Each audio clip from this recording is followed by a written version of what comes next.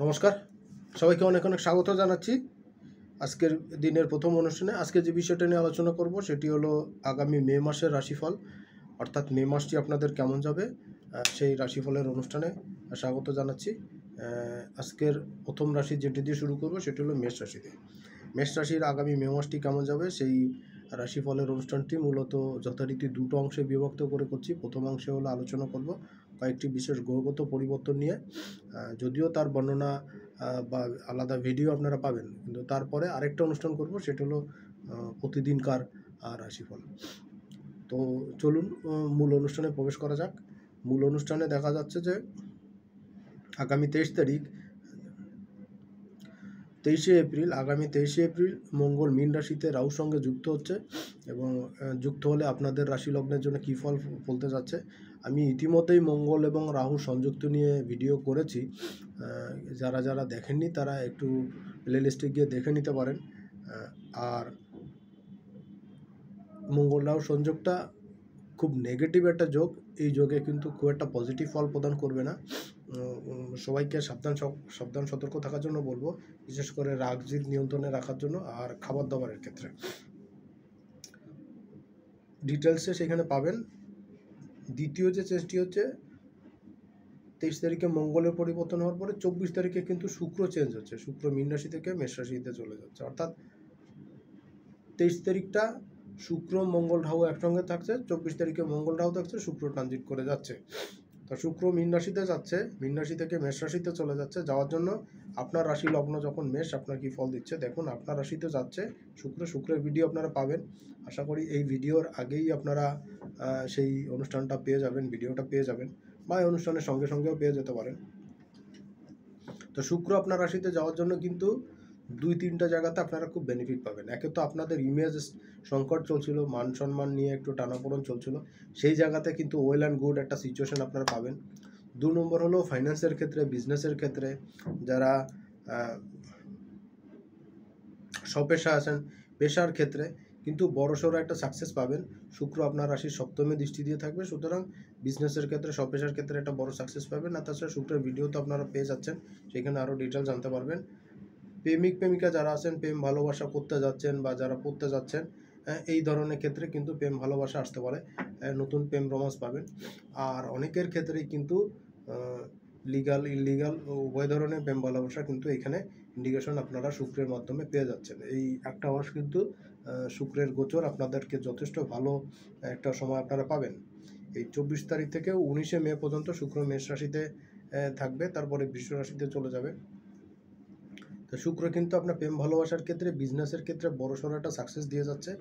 আর কিন্তু আপনার সৌন্দর্য প্রীতি, ভাল লাগার প্রতি একটা আকৃষ্টতা, এটা কিন্তু বৃদ্ধি পাবে, আপনার ইমেজ বৃদ্ধি পাবে।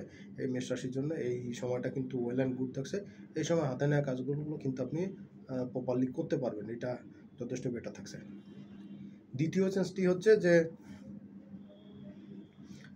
14 তারিখে 14ই মে রবি কিন্তু পরিবর্তন করে যাচ্ছে। রবি বৃষ রাশিতে গোচর করবে মেষ রাশি থেকে, অর্থাৎ বাংলা বৈশাখ মাস থেকে চেঞ্জ হয়ে জ্যৈষ্ঠ মাসে চলে যাচ্ছে। তো জ্যৈষ্ঠ মাসে রবি শিফটিং হলে কিন্তু ফলাফল পাবেন। আর ইতিমধ্যেই কিন্তু আমি রবির মেষ রাশিতে ট্রানজিট নিয়ে সারা বছরই রাশিফল দেওয়া শুরু করেছি, বাংলা বছরটি কেমন যাবে। এই কারণে রবির ভিডিও আলাদা দেয়নি। আর এইখানে বলে দিতে চাই, রবি কিন্তু শিফটিং হচ্ছে, আপনার মেষ থেকে বৃষে চলে যাচ্ছে, দ্বিতীয় চলে যাচ্ছে। ব্যয় কিন্তু একটু বৃদ্ধি পাবে।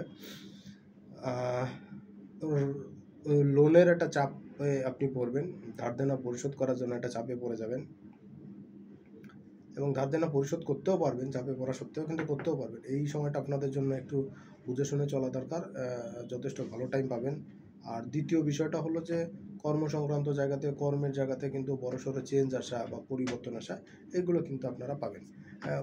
এটা আপনাদের জন্য থাকছে। আর মাসের শুরুতে যেটা হচ্ছে বুধের কিন্তু কয়েকটা পরিবর্তন হচ্ছে, বুধ রাশি পরিবর্তন করছে, বক্রি হচ্ছে, মার্গী হচ্ছে, এই নিয়ে কিন্তু ভিডিও চলমান চলছে।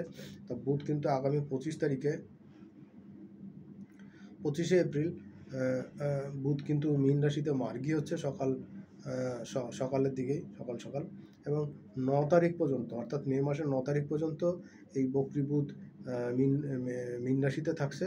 তো এর ভিডিও আপনারা পেয়ে যাবেন, এই অনুষ্ঠানটি পেয়ে যাবেন মার্গী বুধের ভিডিও, এবং তারপরে বুধ যেই মীন রাশি থেকে মেষ রাশিতে পুনরায় গোচর করবে সেই ভিডিওটা আপনারা এরপর পর পেয়ে যাবেন। তা বুধের আপনার রাশির দ্বাদশে বকরি ছিল, সে মার্গী হচ্ছে 25 তারিখে। এই যে মার্গী হচ্ছে মোটামুটি 2 সপ্তাহের একটা গোচর, অর্থাৎ এদিকে 5 দিন আর ওদিকে 9 দিন, এই 14 দিনের 15 দিনের একটা গোচর হচ্ছে। তো এই 14-15 দিনে 2 সপ্তাহের গোচরটায় আমি রেজাল্ট আলাদা করে দিব, আপনারা পাবেন। আশা করি এই ভিডিওর অনুষ্ঠানের পরপরই পেয়ে যাবেন।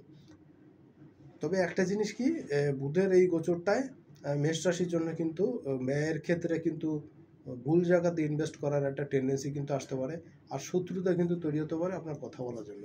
সো ইতিমধ্যেই বকরি বুধ যাদের ছিল মার্গী হচ্ছে জন্মকালীন সময়, তারা কিন্তু একটু বেশি ভুগবেন। আর সবচেয়ে বড় যে ধামাকা হচ্ছে এই মাসে, সেটা হলো মাসের শুরুতে 1 তারিখে আপনার রাশি থেকে কিন্তু বৃহস্পতি আগামী কয়েক বছরের জন্য, অর্থাৎ 12 বছরের জন্য কিন্তু আপনার রাশি ত্যাগ করে চলে যাচ্ছে, এবং আগামী 12 বছর পরে বৃহস্পতি আবার আপনার রাশিতে আসবে। সে এখন চেঞ্জ করে বৃষ রাশিতে যাচ্ছে, পর্যায়ক্রমে সে অন্যান্য রাশিতে যাওয়া শুরু করবে। তো আগামী মে মাসের 1 তারিখ থেকে বৃহস্পতির এই গোচরটি সংগঠন হচ্ছে, এবং 25 সালের মে মাসের 14 তারিখ পর্যন্ত কিন্তু বৃহস্পতি বৃষ রাশিতে থাকছে। তো এই সময় আপনাদের কী কী ফল দেবে আমি ডিটেলসে আলোচনা করেছি, প্রত্যেকটা রাশি লগ্নের জন্য আপনারটাও করা হয়েছে। আশা করি প্লে লিস্টে গিয়ে সেটা দেখে নেবেন যারা দেখেননি।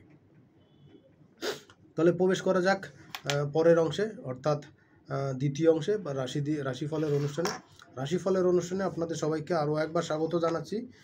মাসের শুরুতে দেখা যাচ্ছে 1 তারিখ এবং 2 তারিখে কর্মসংক্রান্ত জায়গাতে ব্যস্ততা বাড়বে, কাজের চাপ বাড়বে, ওয়ার্কলোড বাড়বে, কাজের স্থান পরিবর্তন হওয়া, ঘুরে ঘুরে কাজ করা যাদের করতে হয়, সেলস মার্কেটিংয়ের কাজ যাদের করতে হয়, তাদের জন্য কিন্তু সময়টা যথেষ্ট পজিটিভ থাকছে। এই সময় আপনাদের অনেকগুলো কাজ হতে দেখে কিন্তু আপনাদের মন আনন্দে ভরপুর থাকবে। তবে গৃহ সুখ শান্তির ক্ষেত্রে কিন্তু কিছুটা ডিস্টার্বের পরিবেশ আসতে পারে, গৃহ সুখ শান্তি কিন্তু একটু ডিস্টার্বিং হতে পারে। সময়টা ফ্যামিলির দিকে একটু নজর দিবেন, নতুবা কিন্তু একটু ডিস্টার্বের মধ্যে পড়ে যাবেন। 3 তারিখ এবং 4 তারিখ এই সময়টা কিন্তু কর্মক্ষেত্রের অসম্পূর্ণ কাজগুলো এখন সম্পূর্ণ করতে পারবেন, এটা আপনাদের জন্য ওয়েল অ্যান্ড গুড থাকছে। পাওনা গন্ডা আদায় হওয়ার জন্য যথেষ্ট ভালো সময়।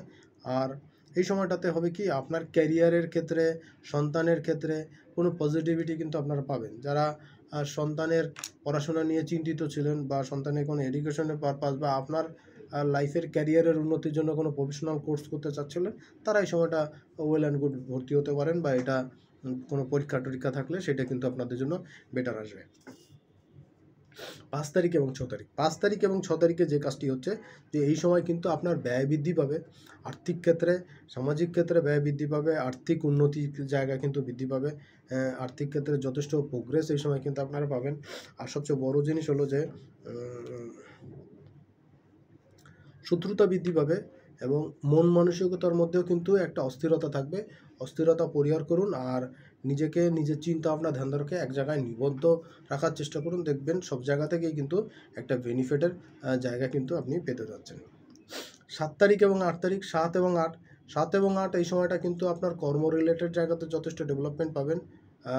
প্রেমিকাদের জন্য তো বেটারই, সেই সঙ্গে যারা নতুন বিবাহ করেছেন বা দাম্পত্য লাইফে আছেন, বেশ কয়েকদিন প্রেম রোমান্সের জন্য যথেষ্ট ভালো সময় থাকছে। এই সময় বিজনেসে যারা স্বপেশায় আছেন, কর্মের সঙ্গে যুক্ত, কোনো চাকরির সঙ্গে যুক্ত, তাদের সঙ্গে কিন্তু সময়টা যথেষ্ট স্ট্রং থাকছে। সিচুয়েশনটা কিন্তু অনেকটাই বেটার হতে পারে আপনার জন্য। সময়টা কাজে লাগাতে পারলে সব দিক থেকে কিন্তু একটা ভালো সময় আপনি কাটাতে পারেন। 9 তারিখ এবং 10 তারিখ 9 তারিখ এবং 10 তারিখে যেটা হচ্ছে, 9-10 তারিখে ফাইন্যান্সের ক্ষেত্রে যথেষ্ট গ্রোথ আসবে। এই সময় কিন্তু সেভিংসটা ভালো থাকবে, পুরনো ধার বাকি এটা আদায় হতে পারে। এই সময়টা ধার বাকি আদায়ের জন্য যথেষ্ট ভালো সময়। কোনো বাকি টাকা বা কোথাও পাওনা আছেন, এটা আদায় হচ্ছিল না, এটা করতে পারবেন। আর শেয়ার বাজার থেকে বা লটারি থেকে কিন্তু ফাটকা ইনকামের জায়গা যথেষ্ট ভালো থাকছে। 11 এবং 12 তারিখে কর্মের উন্নতির জায়গা ভাবছেন, ভাগ্যের থেকেও কিন্তু কোনো সুবিধা পাবেন, পিতা পিতৃস্থান ব্যক্তির সাহায্য পাবেন, কোনো আধ্যাত্মিক গুরু বা ধর্মগুরুর সান্নিধ্য লাভ করতে পারেন। পারিবারিক ক্ষেত্রে ভাই বোনের রিলেশনের ক্ষেত্রে কিন্তু মোটা দাগে কোনো চেঞ্জ আসা বা পরিবর্তন আসা, এটা কিন্তু আপনারা পেতে পারেন। 13, 14, 15 এই সময় কিন্তু মায়ের শরীর স্বাস্থ্য একটু টেনশনের কারণ থাকবে। মায়ের মাজার ব্যথা বা বুকের ব্যথা বা এই ধরনের যদি কোনো ক্রনিক অসুখ থেকে থাকে সেগুলো কিন্তু বৃদ্ধি পেতে পারে। গৃহ সুখ শান্তির জায়গাতে কিন্তু কিছুটা ব্যাহত হবে, কর্মের ব্যস্ততা বাড়বে এবং কর্মক্ষেত্রে যথেষ্ট ডেভেলপমেন্ট আসবে। তবে কি সব কাজগুলো শেষ করতে পারবেন না টাইমলি, এটা একটা সমস্যা থাকবে, শেষ করার নিয়ে একটা চ্যালেঞ্জ থাকবে। তারপরে যেটা সম্ভব সেটা করবেন, পরের সময়গুলো তো করতেই পারবেন। 16-17 তারিখে কাজের ব্যস্ততার সঙ্গে সঙ্গে কিন্তু বকেয়া কাজ এবং প্রেজেন্ট কাজ সবগুলোই কিন্তু ঠিকঠাক হতে দেখবেন। মন মানসিকতা এই সময় ভালো থাকবে, এই কারণে আর্থিক জায়গা যথেষ্ট ভালো থাকবে। বিশেষ করে যারা ফরেন রেমিডির মাধ্যমে ইনকাম করেন বা ফরেন বিদেশ থেকে ইনকাম করেন তাদের জন্য কিন্তু সময়টা যথেষ্ট ভালো থাকছে। ইনকামের ক্ষেত্রে কিন্তু একটা বেটার টাইম আপনারা পেতে যাচ্ছেন। 18, 19, 20 এই সময় কিন্তু আপনার সোর্স অফ ইনকামের জায়গা ভালো থাকবে, সেভিংসের জায়গা ভালো থাকবে। প্রতিযোগিতামূলক কাজ যারা করছেন, কোনো পরীক্ষা বা যারা সেলস মার্কেটিংয়ের কাজ করেন, ঘুরে কাজ করেন, তাদের জন্য সময়টা কিন্তু খুব গুরুত্বপূর্ণ থাকছে। এই সময় আপনাদের হাতে নেওয়া কাজগুলো মোটামুটি হতে দেখে কিন্তু আপনার বেশ ভালোই লাগবে। মন মানসিকতার মধ্যে কিন্তু একটা দুশ্চিন্তা ভাব বিরাজ করবে, ভাল না লাগার একটা বিষয় কিন্তু এই সময় কাজ করবে। এই সময়টা আপনাদের জন্য একটু ডিস্টার্বের জায়গা থাকছে। আর 21-22 তারিখে কিন্তু মন মানসিকতা যথেষ্ট ভালো থাকবে। বিজনেসের জায়গায়, ফ্যামিলি কেন্দ্রিক জায়গাতে কিন্তু যথেষ্ট ভালো একটা সময় কাটাতে পারবেন। আর্থিক লেনদেন কিন্তু এই সময় যথেষ্ট ভালো থাকবে। আর প্রেমিক প্রেমিকাদের জন্য বিবাহিত দাম্পত্য ক্ষেত্রের জন্য কিন্তু যথেষ্ট ভালো থাকবে, রোমান্টিক সময় কাটাতে পারবেন। আর ইনকামের ক্ষেত্রে, স্বপেশার ক্ষেত্রে চাকরিজীবীদের জন্য যার অবস্থান থেকে সময়টা যথেষ্ট ভালো থাকবে। বিশেষ করে কোনো পাওনা গন্ডা আদায়ের জন্য ভালো সময় থাকছে। 23-24 তারিখে আর্থিক ডেভেলপমেন্টের জন্য যথেষ্ট ভালো থাকবে, সেভিংসটা ভালো থাকবে, পুরনো ধার বাকি লোন ফেরত পাওয়ার জন্য যথেষ্ট ভালো সময় থাকবে। প্রোগ্রেসিভ একটা টাইম আপনি কাটাতে পারবেন। শেয়ার বাজার থেকে বা লটারি থেকে হটকা ইনকামের জায়গা কিন্তু যথেষ্ট স্ট্রং থাকছে। মাসের শেষের দিকে 25-26-27 এ সময় ভাগ্যের উন্নতি ঘটবে, যথেষ্ট পরিমাণ উন্নতি ঘটবে। কোনো আধ্যাত্মিক পুরুষের বা পিতৃস্থানীয় ব্যক্তির সাহায্য সহযোগিতা পাবেন, তার পরামর্শ পাবেন এবং তার থেকে আপনি পূর্ণ সহযোগিতা আপনি পাবেন। পার্টনারশিপ রিলেশনশিপের ক্ষেত্রে কিন্তু যথেষ্ট প্রোগ্রেস এই সময় ঘটতে দেখা যাবে। আর্থিক ক্ষেত্রে যথেষ্ট স্ট্রং একটা সিচুয়েশন আপনারা পাবেন। 28 এবং 29 তারিখে কর্মের চাপ থাকবে, কাজগুলো করতে একটু বেগ পেতে হবে, কিন্তু তারপরে করতে পারবেন এবং সময় মতনই করতে পারবেন। ফ্যামিলি মেম্বারদের দিকে একটু নজর দেওয়া দরকার, কারণ কাজের চাপের জন্য ফ্যামিলি মেম্বারের দিকে নজর দিতে না পারার জন্য গৃহসুখের ক্ষেত্রে কিন্তু কিছুটা ডিস্টার্ব আসবে। আর্থিক জায়গা মোটামুটি ভালো থাকবে। মাসের শেষ দিন 30 তারিখ এবং পরের মাসের 1 তারিখ এই সময়টা কিন্তু আপনার আর্থিক ক্ষেত্রে যথেষ্ট ভালো থাকবে, কাজের উন্নতি ভালো থাকবে, আয় উন্নতির জায়গা যথেষ্ট স্ট্রং থাকবে, মন মানসিকতাও যথেষ্ট ফুরফুরে থাকবে। মাসের শেষ হওয়া সত্ত্বেও আর্থিক জায়গা যথেষ্ট ভালো থাকবে। মোটামুটি এই ছিল মে মাসের জন্য আপনার রাশি লগ্ন যখন মেষ তার ফলাফল। যদি কোনো প্রশ্ন থাকে অবশ্যই জানাবেন কমেন্ট সেকশনে, চেষ্টা করবো তার উত্তর দিতে। আর ইতিমধ্যেই আমি বাংলা নতুন বছরের অর্থাৎ 1431 সালের রাশিফল দেওয়া শুরু করেছি। যারা দেখেননি অবশ্যই দেখবেন এবং যথেষ্ট পরিমাণ শেয়ার করবেন। আর সবচেয়ে গুরুত্বপূর্ণ হলো মঙ্গল রাহুর ভিডিওটি আপনারা অনেকেই দেখেছেন, যারা না দেখছেন অবশ্যই দেখবেন আর প্রচুর পরিমাণে শেয়ার করবেন, কারণ এই অনুষ্ঠানটা প্রত্যেকটা রাশি লগ্নের জন্য খুবই গুরুত্বপূর্ণ। খুব ফায়ারি পজিশন থাকছে মঙ্গল রাহুর এইখানে। একটু মিলতাল বা গড়মিল হলে কিন্তু সমস্যায় অনেক বেশি পড়তে হবে। মোটামুটি এই ছিল এই মেষ রাশির জন্য মে মাসের রাশিফলের অনুষ্ঠানে। যদি অন্য কোনো প্রশ্ন থাকে জানাবেন, শেয়ার করবেন, চেষ্টা করব তার উত্তর দিতে বা কোনো অনুষ্ঠানের মাধ্যমে তার সমাধান করতে। সবাই অনেক ভালো থাকবেন, সুস্থ থাকবেন। সামনের অনুষ্ঠানে আবার দেখা হবে। আজকের মতো আমি এখানে বিদায় নিচ্ছি। নমস্কার।